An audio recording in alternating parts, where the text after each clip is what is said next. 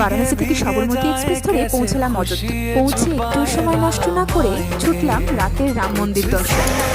আমরা ছিলাম তাই শেষ দর্শনার্থী।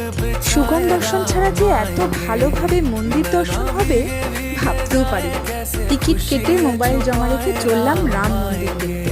সাধারণ আর্কিটেকচার, ঘন কুয়াশায় যেন চারিদিক আচ্ছাদিত। পরদিন সকালবেলায় বেরিয়ে পড়লাম অযোধ্যার নানান সাইট সিন, পর্বত, কনকমহল, দশরথ, চলে আসলাম রামপিয়ারির ঘাটে।